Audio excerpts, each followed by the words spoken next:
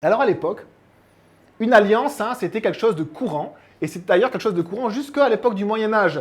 Donc pendant des milliers d'années, l'humanité avait l'habitude de ces alliances. C'était comme un contrat entre un seigneur plus puissant envers un seigneur moins puissant. Si on prend les termes du Moyen Âge, c'était un seigneur et un vassal. Eh bien, on a plein de contrats, d'alliances comme ça que l'on a retrouvés suivant les époques. Et suivant les époques, les alliances avaient une forme différente, un contenu un peu différent, mais elles reprenaient un peu la même logique. C'est que le seigneur, qui était puissant, donnait en fait les termes de l'alliance. Donnait les termes, les règles qu'il allait falloir appliquer pour être dans cette alliance-là. Il y avait une partie de bénédiction dans l'alliance, c'est-à-dire que si l'autre partie en fait suivait les termes de l'alliance, elle allait avoir des bénédictions, elle allait recevoir quelque chose du Seigneur, souvent c'est la protection. Et si par contre elle transgressait, elle ne suivait pas les termes de l'alliance, il y avait des malédictions, il y avait des peines encourues. En fait on voit que le Deutéronome suit exactement, le Deutéronome c'est le 5e livre de la Bible, c'est la fin de la loi, et en fait le Deutéronome suit exactement un contrat qu'on aurait pu retrouver à l'époque avec ces parties-là. Nous avons les termes de l'alliance, nous avons les malédictions et nous avons les bénédictions. Dieu fait un contrat avec son peuple, une alliance que les sages d'Israël vont considérer même comme un mariage. Vous savez, quand on se marie, c'est une alliance que l'on fait. Il n'y a pas de relation de subordination entre l'un et l'autre. Il y a une égalité, mais c'est une alliance, c'est-à-dire que les deux parties s'engagent. Eh bien ici, on a la même chose, c'est que Dieu va faire une alliance avec son peuple. Et si on ne comprend pas ça, en fait, on ne peut pas comprendre le contexte de l'Ancien Testament. On ne peut pas comprendre le comportement du peuple, on ne peut pas comprendre non plus la réaction de Dieu. Et ni les jugements de Dieu. Dieu fait une alliance avec son peuple et tous les termes de la loi sont notés dans ce que les Juifs appellent la Torah. La Torah, c'est la loi, les 5 premiers livres, où on a les termes de cette alliance-là. Cette alliance-là,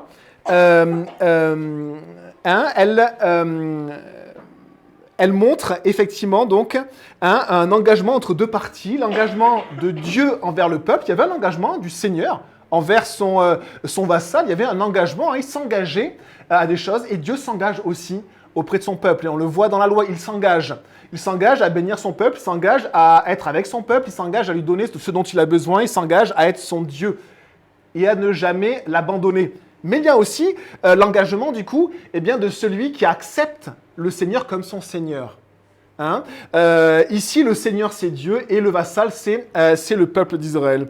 Il y a un engagement entre les deux parties, et dans l'histoire d'Israël, on va voir que Dieu va toujours honorer sa partie.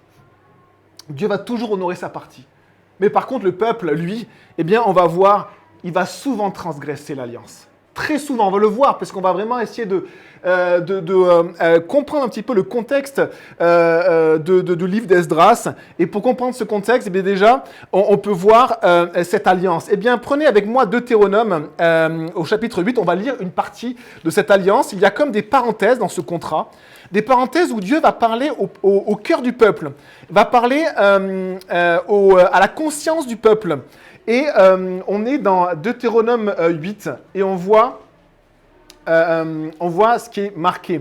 Deutéronome 8, vous respecterez et mettez en pratique tous les commandements que je vous prescris aujourd'hui afin de vivre, de devenir nombreux et d'entrer en possession du pays que l'Éternel a juré de donner à vos ancêtres. Souviens-toi de tout le chemin que l'Éternel ton Dieu t'a fait faire pendant ces 40 années dans le désert. Il voulait t'humilier et te mettre à l'épreuve pour connaître les dispositions de ton cœur et savoir si tu respecterais ou non ses commandements.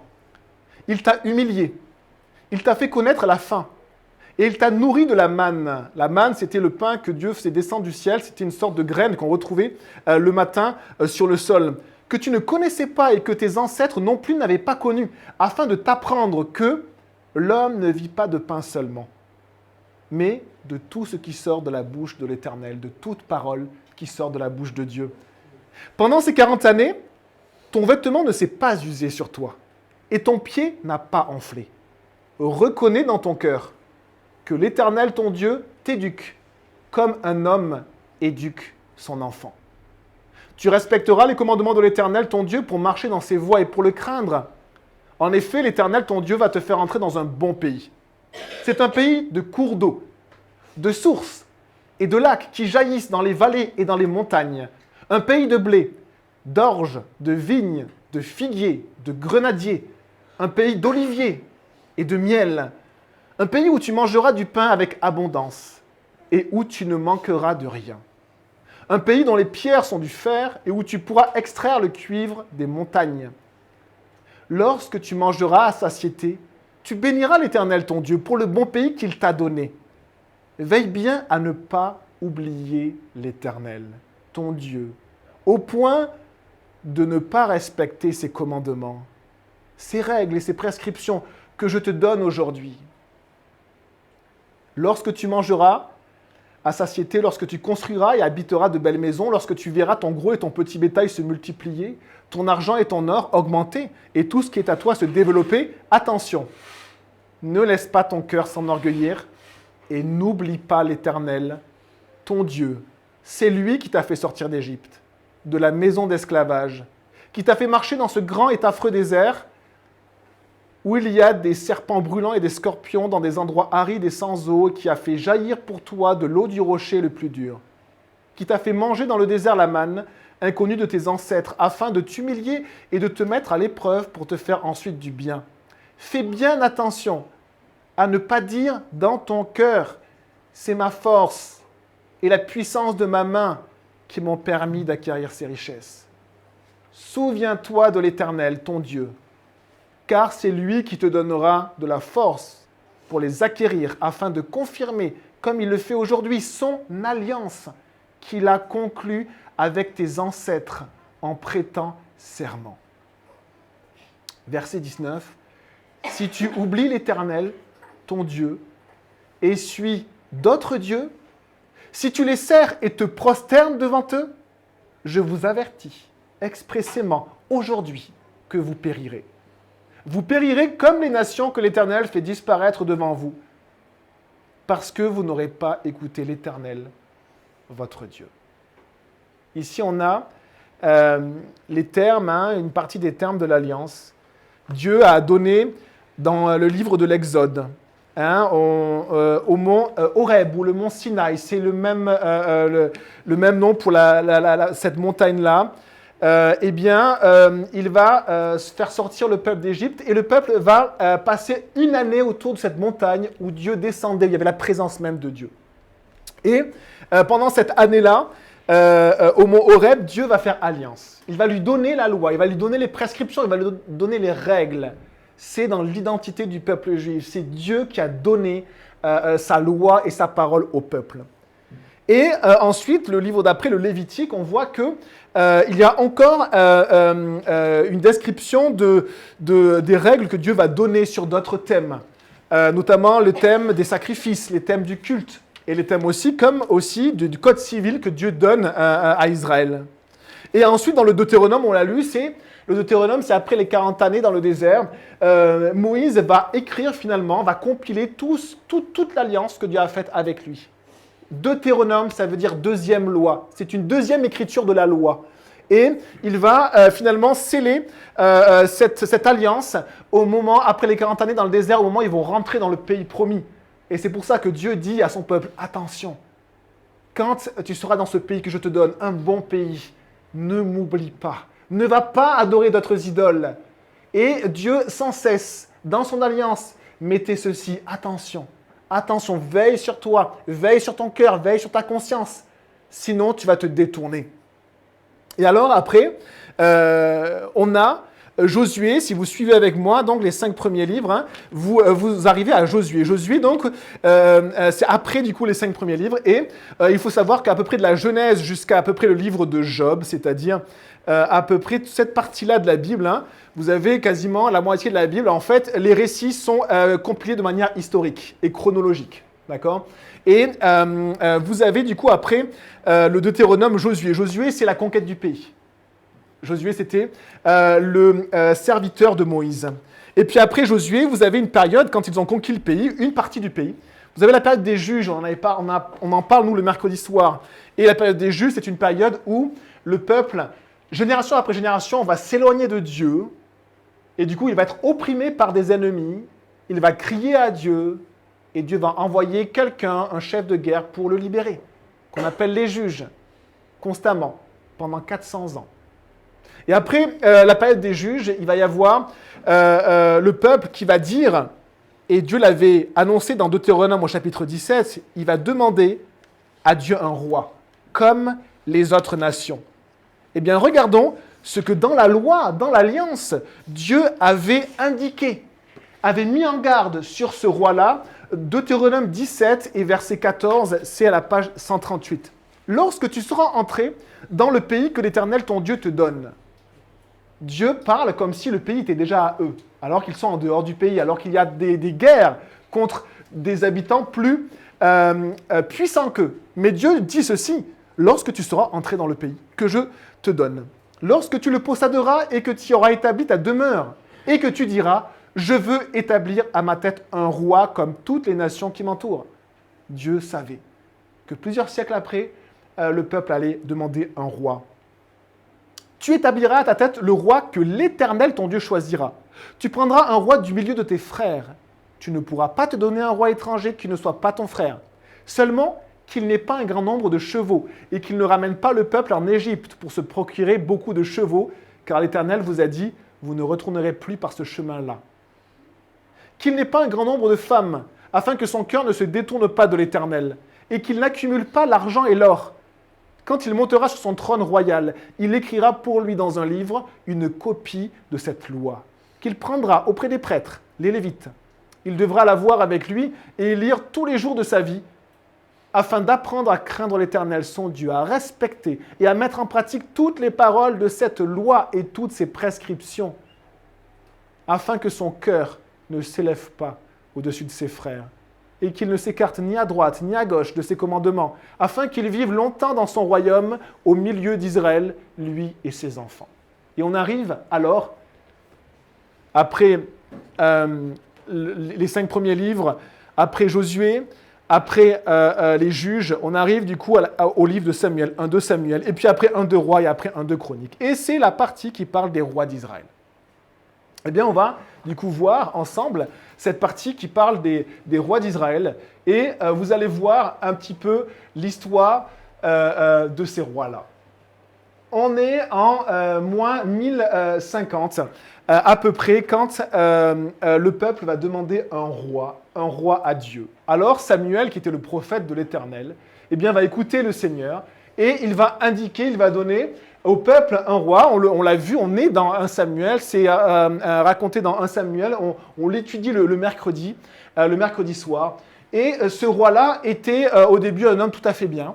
Et il va s'éloigner de l'Éternel. Il va faire sa volonté, il va s'éloigner de l'alliance de Dieu. Alors Dieu va le rejeter. Et regardez, il va avoir quand même un règne de 40 ans, ce qui est un très grand règne à l'époque.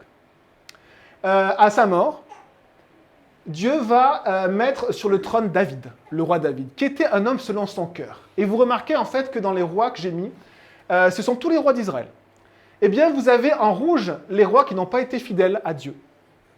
Et en bleu, les rois qui ont été fidèles à Dieu. Et vous voyez à quel point ce peuple de Dieu, qui avait reçu l'alliance de Dieu, à chaque génération, se détournait de Dieu. Alors pourquoi il y a 2 colonnes? Parce que après David, il va y avoir son fils Salomon. Salomon est un roi qui va construire le temple de Dieu. C'est lui qui va construire le premier temple de Jérusalem, à Jérusalem, sur le mont Sion, vraiment le temple de l'Éternel. Salomon va avoir un grand nombre de femmes. Il va avoir 700 femmes et 300 concubines. Et le Seigneur dit ceci, en fait, il va faire finalement comme les plus grands rois qui ont existé sur cette terre. Salomon était connu pour son intelligence et sa sagesse, qui surpassait tous les rois de la terre, tous les sages de la terre. Il était connu aussi pour sa richesse, qui surpassait la richesse de tous les rois à l'époque. Salomon, Dieu lui avait donné sagesse, intelligence et richesse. mais son cœur, à la fin de sa vie, va se détourner de Dieu.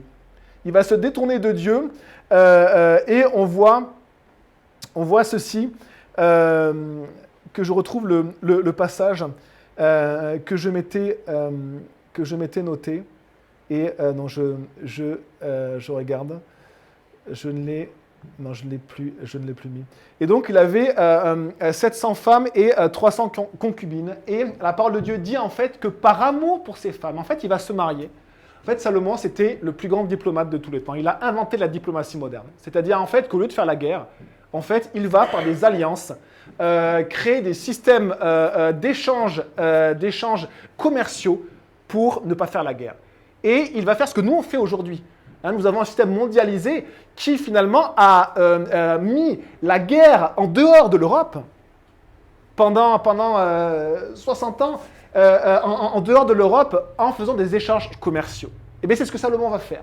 Et à l'époque, pour faire des échanges, souvent, on se mariait avec les princesses des autres royaumes. Et Dieu avait dit de ne pas se marier avec des princesses étrangères. Et Salomon va se marier avec toutes les princesses qui étaient autour de lui. Les Ammonites, les Moabites, les Égyptiens.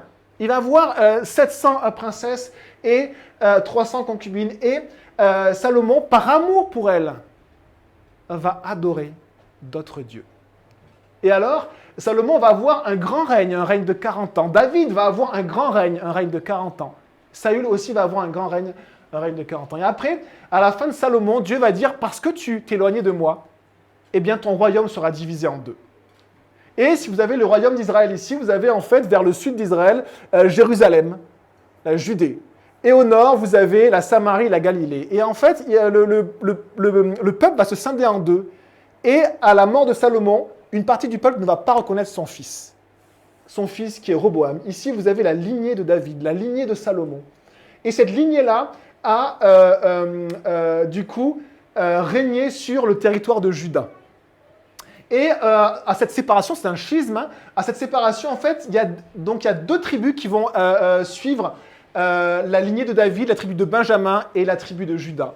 Et les 10 autres tribus d'Israël, elles vont avoir un autre royaume, qu'on appelle dans la Bible le royaume d'Israël, en fait, qu'on appelle le royaume du Nord aussi.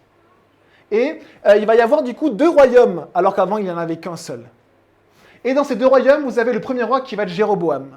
Et vous remarquez en fait que j'ai souligné des noms de rois, et en fait j'ai souligné les noms de rois quand on change de lignée. Dans la lignée de David, en fait, la lignée de David a été maintenue jusqu'à la déportation. C'était toujours le fils ou le frère d'une personne de la lignée de David qui va être sur le trône. Tandis que dans la lignée d'Israël, la lignée du royaume du Nord, en fait, vous voyez en fait que ça ressemble étrangement à l'histoire des hommes. Si vous aimez l'histoire, que vous étudiez les dynasties, ben vous voyez que toutes les 3-4 générations, il y a une conspiration et un assassinat. Conspiration, assassinat, Baïcha vient au pouvoir. Conspiration, assassinat, c'est Zimri qui tue le roi. Et puis après, Omri qui le tue à la suite. Et puis Jéhu qui tue le roi. Et puis Shalom qui le tue, Menahem ensuite, Pékash et Osée. Donc c'est une histoire de conspiration et de meurtre. Ici, dans la lignée de David, il y a eu un moment donné où on a failli perdre la lignée. Et c'est au temps de Athalie. Athalie, elle a usurpé le trône. Athalie, on n'aurait pas dû la mettre dans les descendants parce que, en fait, Akazia, son fils, était un fils de David. Quand je dis fils, c'est un descendant de David.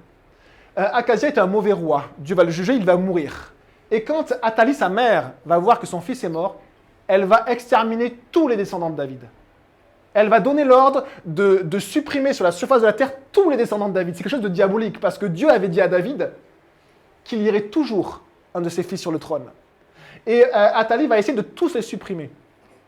Et c'est à cette époque-là que le grand prêtre, Joiada, va cacher un des fils d'Akazia, qui s'appelle Joas, et qui venait de naître.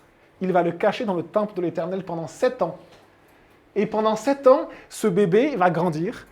Et la 7e année, on lit que Joiada prit courage et il va appeler les anciens d'Israël et il va leur montrer qu'en fait, il reste un descendant de David qui doit aller sur le trône.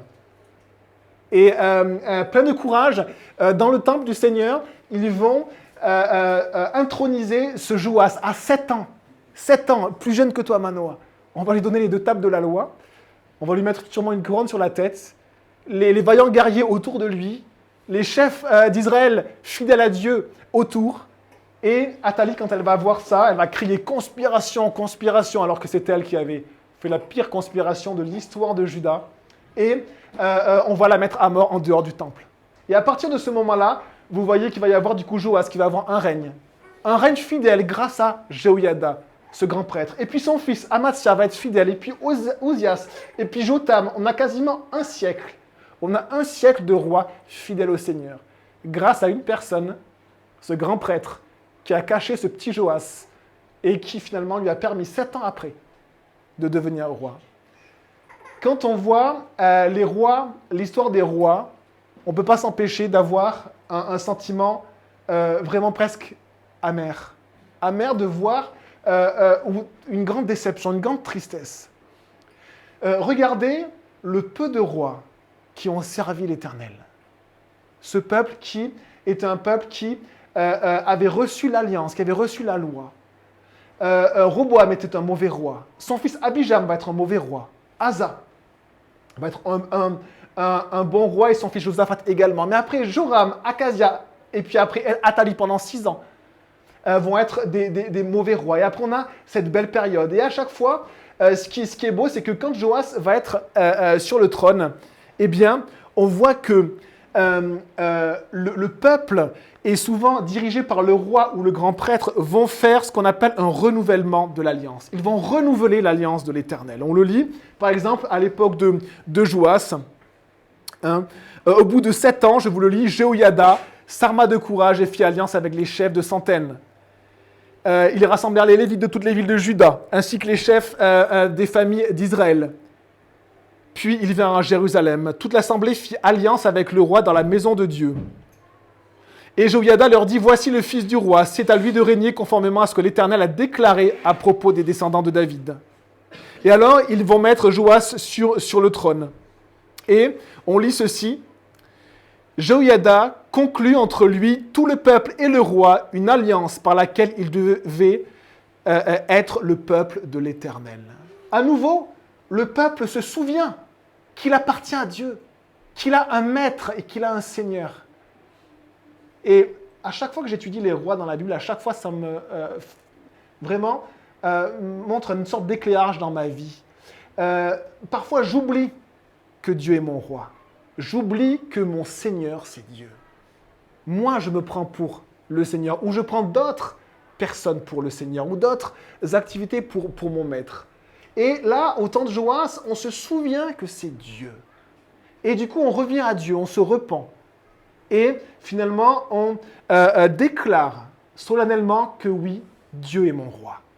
Après cette époque d'un siècle, on va voir un mauvais roi, Akaz. Puis un bon roi, Ézéchias. Ézéchias, après un temps où Akaz va détourner le peuple de Dieu, Ézéchias va faire la même chose. Ézéchias, dans 2 Chroniques 29, il va dire ceci. Ézéchias devint roi à l'âge de 25 ans, il régna 29 ans à Jérusalem. Sa mère s'appelait Abijah, et c'est la fille de Zacharie. Très intéressant. À chaque fois qu'on a un roi, on a le prénom de la maman. Les mamans étaient extrêmement importantes, pour le meilleur comme pour le pire. Athalie a été horrible et a failli détruire la lignée même de David. C'était diabolique. Mais on a des mamans qui vont avoir un rôle extraordinaire dans l'histoire d'Israël. Et on a ici cet Ézéchias, il fit ce qui est droit aux yeux de l'Éternel, entièrement comme l'avait fait son ancêtre David. David, c'est un homme selon le cœur de Dieu. Un homme selon le cœur de Dieu. Et vous savez combien de rois ont été décrits dans toute l'histoire d'Israël? On a 500 ans d'histoire. Comme étant, avec le même cœur de David, il y en a eu 4. 4 rois. 4 rois sur la lignée du royaume du Nord, sur la lignée de Juda. 4 rois qui ont eu un cœur qui a vraiment plu à Dieu, dont Ézéchias. Et dans ces rois-là, on a cet Ézéchias-là. Et il va dire ceci. Il va dire, la première année de son règne, il va ouvrir la maison de l'Éternel et va la réparer. À chaque époque où, on va dire, d'idolâtrie, on s'éloignait de Dieu, on délaissait la maison de l'Éternel. On délaissait le temple. Est-ce que nous, on délaisse le temple de l'Éternel? Aujourd'hui, le temple de l'Éternel, c'est l'Église. vous êtes chacun et chacune des pierres du nouveau temple. Et Dieu dit que vous êtes la maison, l'édifice de Dieu. Est-ce que nous aussi, on délaisse ou pas le temple? Et ce que faisaient à chaque fois ces personnes qui revenaient à Dieu, Joas, et puis après Ézéchias, c'est qu'ils réparaient le temple de l'Éternel. Et voici ce qu'il a dit, ce que Ézéchias va dire au peuple. Il va dire, « En effet, nos pères ont fait preuve d'infidélité. Ils ont fait ce qui est mal aux yeux de l'Éternel, notre Dieu. Ils l'ont abandonné. Ils se sont détournés du tabernacle de l'Éternel, c'est-à-dire du temple de l'Éternel, et lui ont tourné le dos. La colère de l'Éternel a donc reposé sur Juda et sur Jérusalem, et il les a livrés à la terreur, à la dévastation et à la moquerie, comme vous le voyez de vos propres yeux. C'est pour cela que nos pères sont tombés sous l'épée, et que nos fils, nos filles et nos femmes sont en déportation. J'ai donc l'intention de faire alliance avec l'Éternel, le Dieu d'Israël, pour que son ardente colère se détourne de nous. » Ézéchias renouvelle l'alliance entre le peuple et Dieu. Et on va avoir ici une époque horrible et terrifiante après Ézéchias, c'est l'époque de Manassé. Quand on calcule à peu près le temps des bons règnes, on pourrait dire, et des mauvais règnes, finalement, il y a, en Juda en tout cas, on verra après Israël, il y a en Juda plus de temps sous des rois fidèles que sous des rois infidèles. Mais ce que l'on voit dans l'histoire de l'humanité, c'est que le bien ne peut pas effacer le mal. Et parfois, le mal amène un jugement sur nous. Manassé, ça va être le propre fils d'Ézéchias, que Ézéchias va avoir dans sa vieillesse. Manassé va être le pire roi de Juda. Il va régner pendant 55 ans. Il va amener le peuple à toutes les adorations d'idoles, notamment de mémoire Moloch, qui demandait le sacrifice d'enfants. Et quand Manassé va sacrifier des enfants, Dieu va lui dire, là, le peuple a atteint un point de non-retour. À partir de ce moment-là, quoi qu'il se passe par la suite, je vous déporterai. Et on voit que le péché, ce que l'on accomplit dans nos vies, et parfois est gravissime. Et dans notre société également, nous faisons des choses, nous nous permettons de faire des choses devant Dieu qui sont parfois gravissimes. Et Dieu patiente.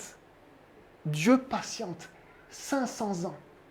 Dieu patiente. Mais à un moment donné, Dieu dit, maintenant je vous déporterai. Et au moment où Dieu dit, je vous déporterai, il ne le fait pas au moment où il le dit. On est en moins 700. Et là, on est à peu près 130 ans, 120 ans après. Et un jour, par contre, Dieu accomplit son jugement. Et après Manassé, qui a régné pendant 55 ans, il va y avoir Amon, qui va régner, je crois, 2 ans. Et on va voir un autre roi extraordinaire, Josias.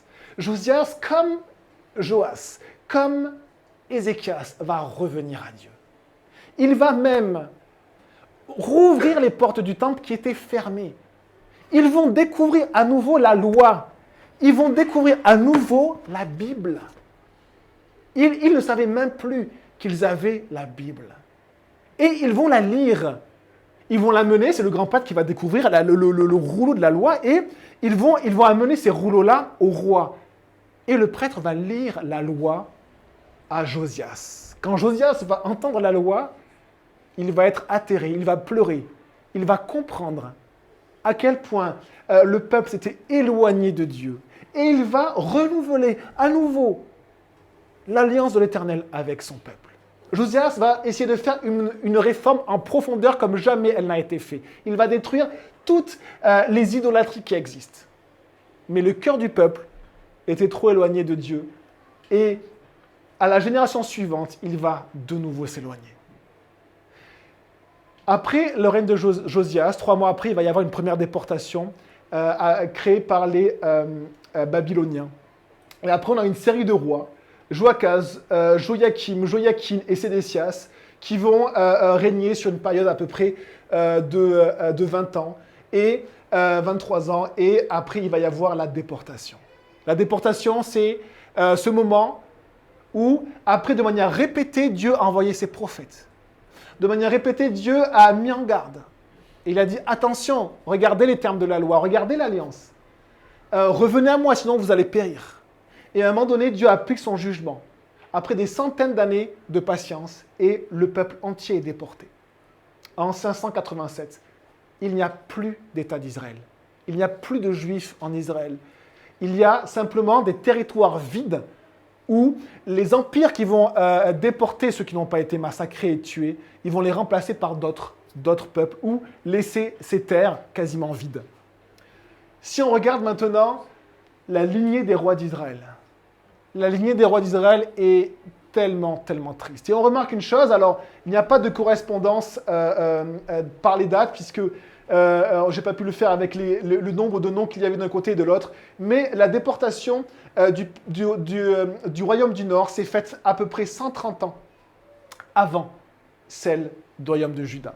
En fait, le royaume de Juda a vu ses propres frères être détruits, être déportés par les Assyriens, l'empire avant les Babyloniens. Et on voit que Jéroboam, lui, la première chose qu'il a faite quand il a été sur le trône, lors de la séparation du royaume, lors du schisme, où on avait le royaume du Sud et le royaume du Nord, la première chose qu'il va faire Jéroboam, c'est le péché dans le désert. Il va prendre 2 veaux d'or, il va prendre 2 villes aux extrémités de son royaume, et il va imposer le culte du veau d'or.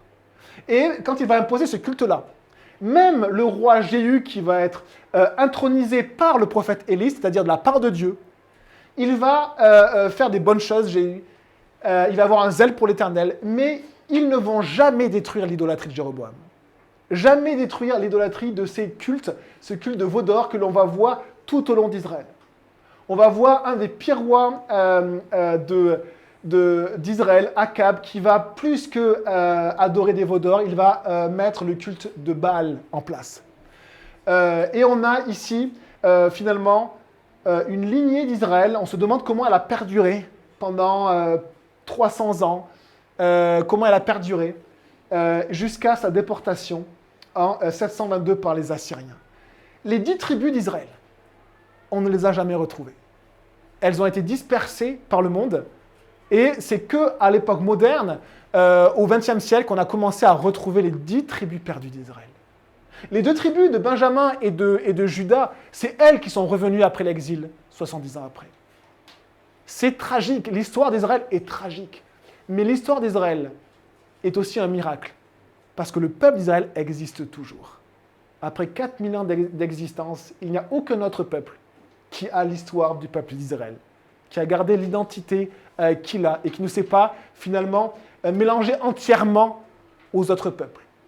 On a donc cette histoire des rois d'Israël et on a ces déportations. Et lors de la déportation des rois d'Israël, eh bien voici ce que Dieu va dire dans sa parole. On a le motif de l'exil d'Israël qui a eu lieu en 722. Il y a eu des déportations qui ont eu lieu précédemment, mais la dernière déportation, c'est vraiment une déportation qui est totale. Il ne reste plus finalement de ce royaume-là en 722. Ils sont dispersés au travers de la Syrie. La Syrie, c'était quasiment le monde entier à l'époque. 2 Rois 17 nous dit ceci, verset 7. Tout cela, donc, lors de la déportation du royaume du Nord. Tout cela est arrivé parce que les Israélites ont péché contre l'Éternel leur Dieu, celui qui les avait fait sortir d'Égypte en les délivrant de l'oppression du Pharaon, du roi d'Égypte, et parce qu'ils ont craint d'autres dieux. Ils ont suivi les coutumes des nations que l'Éternel avait dépossédées devant eux, et celles que les rois d'Israël avaient établies. Les Israélites ont commis, en secret, des actes inadmissibles contre l'Éternel, leur Dieu. Ils se sont construits des hauts lieux dans toutes leurs villes, qu'il s'agisse de simples tours de garde ou de villes fortifiées. Ils se sont dressés des statues et des poteaux sacrés. C'était plein de cultes aux idoles. Ils ont servi les idoles alors que l'Éternel leur avait dit « Vous ne ferez pas cela ». Et Dieu nous dit la même chose, nous dit « Ne servez pas d'autres idoles. Je suis Dieu. Je suis Dieu. » Il leur avait dit renoncez à votre mauvaise conduite. Verset 13. L'Éternel avait averti Israël et Juda par l'intermédiaire de tous ses prophètes. Tous les prophètes, c'est après la partie historique, vous avez une partie des écrits poétiques, Job, Psaume, Proverbes, et ensuite vous allez avoir, et Cantique des Cantiques, et vous allez avoir en fait toute la partie des prophètes. Tous les prophètes, ce sont ces prophètes-là qui n'ont eu de cesse dans les différents règnes des rois de Juda et des rois d'Israël. Notamment, on a au temps d'Akab, le prophète Élie. Ils n'ont eu de cesse de dire au peuple, revenez à Dieu, repentez-vous, reconnaissez votre péché, et Dieu vous pardonnera. Regardez la couleur des rois d'Israël. Le royaume d'Israël a eu des grands prophètes, Élie, Élisée, ils ne sont pas revenus. La lignée de Juda a eu aussi des grands prophètes. Et ils sont revenus de temps en temps jusqu'à commettre l'irréparable et jusqu'à un moment donné être déportés. Et on lit à la suite, « Renoncez à votre mauvaise conduite et respectez mes commandements et mes prescriptions, en suivant entièrement la loi que j'ai donnée à vos ancêtres et que je vous ai envoyée par l'intermédiaire de mes serviteurs les prophètes. » Regardez la réaction. Mais ils n'ont pas écouté. Ils se sont montrés réfractaires, comme leurs ancêtres, qui n'avaient pas cru en l'Éternel, leur Dieu. Le problème du peuple, c'était son incrédulité. Sa difficulté à croire entièrement Dieu. Et le problème des chrétiens, c'est la même chose, les amis. Parfois, c'est notre incrédulité. C'est-à-dire, c'est de donner à Dieu la seule place qu'il mérite. Et enlever tout le reste. Et enlever tout le reste. Et regardez ce verset-là. Écoutez ce verset-là. Donc, ils ont rejeté ces prescriptions, l'alliance qu'ils avaient conclue avec leurs ancêtres et les avertissements qu'ils leur avaient adressés. Regardez. Ils ont suivi des idoles sans consistance au point de perdre eux-mêmes toute consistance. Dieu va envoyer des prophètes qui vont dire « Vous adorez du bois et de la pierre, ce n'est rien. C'est du vide. Ces dieux n'existent pas. Arrêtez. Il n'y a qu'un seul Dieu. C'est Dieu et vous devez l'adorer. » Parfois, nous mettons notre confiance dans ce qui n'a aucune consistance, dans nos biens, dans des courants de pensée, dans plein de choses. Et Dieu nous dit la même chose. Ne suivez pas des idoles sans consistance, sinon vous deviendrez vous aussi sans consistance. Et donc on est lors de la déportation des rois d'Israël. À ce moment-là, le royaume de Juda voit et entend ce qui se passe. Et c'est une mise en garde incroyable pour son royaume. 130 années après, il n'écoute pas non plus et il est déporté. Et au moment de la déportation du royaume de Juda, qui clôt l'histoire presque d'Israël, on pourrait dire, on a ceci, 2 Chroniques 36, le dernier roi Sédécias fit ce qui est mal aux yeux de l'Éternel, son Dieu. Il ne s'humilia pas devant le prophète Jérémie qui lui parlait de la part de l'Éternel. Le prophète Jérémie, il va être torturé, il va être mis en prison parce qu'il disait la parole de Dieu. Sédécias, le propre roi, un des fils de David, va torturer le prophète du Seigneur qui lui disait de revenir, d'écouter ce que Dieu lui disait. Et Sédécias, lui, qu'est-ce qu'il faisait? Il avait d'autres prophètes, des prophètes qui lui disaient ce qu'il avait envie d'entendre. Et nous faisons pareil, nous, aujourd'hui. Nous avons des enseignants et nous choisissons ceux qui nous plaisent.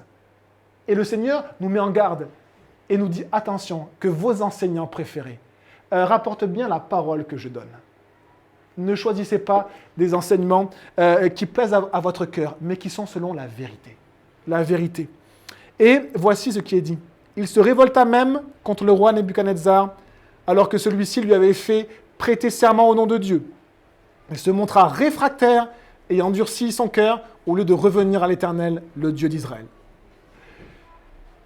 2 Chroniques 36, verset 21. Alors s'accomplit la parole de l'Éternel prononcée par Jérémie, jusqu'à ce que le pays ait compensé ses sabbats. Durant toute la période où il fut dévasté, il se reposa jusqu'à la fin des 70 ans. Nous sommes maintenant, on arrive ici dans une période d'exil total. Cet exil-là avait été annoncé par tous les prophètes, et en particulier par le prophète Jérémie qui a vécu dans cette période-là, et qui avait prophétisé 70 ans d'exil pour ce peuple réfractaire. Pourquoi 70 ans?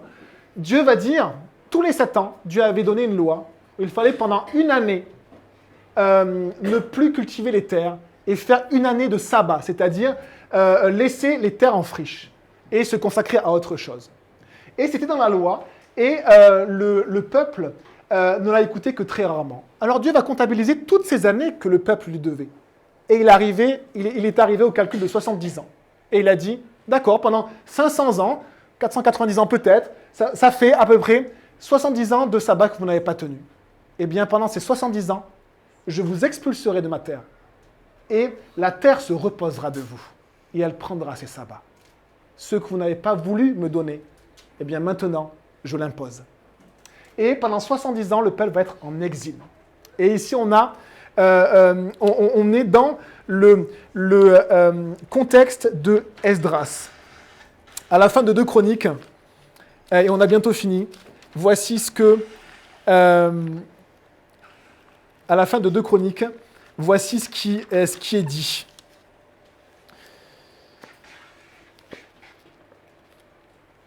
La première année du règne de Cyrus sur la Perse, on est donc 70 ans après l'exil. On est dans 2 Chroniques 36, verset 22. L'Éternel réveilla l'esprit de Cyrus, roi de Perse, afin que s'accomplisse la parole qu'il avait prononcée par Jérémie.